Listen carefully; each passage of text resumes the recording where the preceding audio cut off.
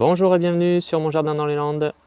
Alors voilà, je vous présente cet aménagement qui a été fait depuis un petit moment maintenant. Il est gravillonné et pour réaliser cet aménagement, je vais vous montrer comment j'ai fait. Alors l'idée ici est de réaliser une petite bande en gravier, c'est-à-dire de transformer cette partie en herbe là, toute cette partie qui est pleine d'herbe, de la transformer en une allée gravillonnée, pour pouvoir aller tranquillement et sans problème et proprement jusqu'au fil à linge qui se trouve ici. Alors pour réaliser ce chantier, il faut tenir compte de plusieurs choses, notamment il va falloir décaisser, donc supprimer une partie de terre.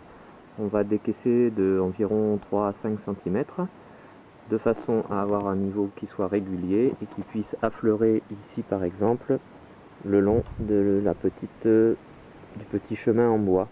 Et bien sûr que ça aille aussi avec le petit massif et la bordure de l'enclos pour le chat.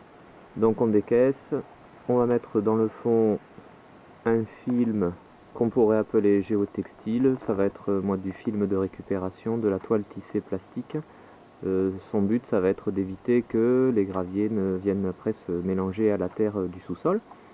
Voilà, donc il va falloir positionner tout ça bien comme il faut. Donc après, il y a une estimation à faire pour la surface et pour le volume, pour savoir combien il nous faudra quelle quantité de gravier notamment, et pour la surface, quelle quantité de géotextile. Pour ça, le calcul de surface va être un petit peu compliqué, parce que je ne sais pas si on le voit bien ici sur la vidéo, mais on a une surface qui n'est pas carrée, ni ronde, mais qui se compose de plusieurs formes géométriques. Donc il va falloir additionner ces différentes formes. On voit ici par exemple, on pourrait considérer que de là à là comme ça, on a un losange.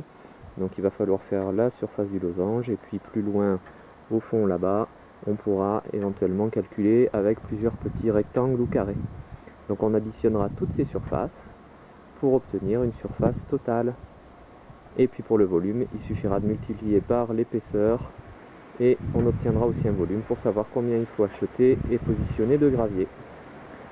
Voilà, donc la première étape va être le décapage et la mise en place de petites bordures en bois pour éviter que le gravier, une fois qu'il sera mis, ne se répande partout, bien entendu, dans le reste du jardin. Voilà, et on voit notamment ici que cette petite partie en bois là sera comprise dans l'aménagement et on va réaliser une bordure en bois ici.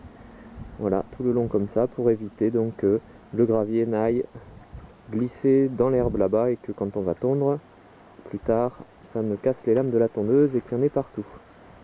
Ce sera plus propre. Voilà, donc on en est maintenant à la phase de décapage. Il va falloir décaper toute la terre qui est là, sur une épaisseur d'à peu près 3 à 5 cm. Au niveau de la planimétrie, je ne vais pas trop m'embêter parce que mon terrain n'est pas forcément très plat.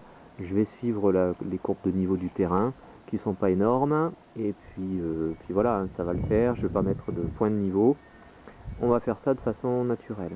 Et pour décaper, l'outillage, c'est de l'outillage de terrassier.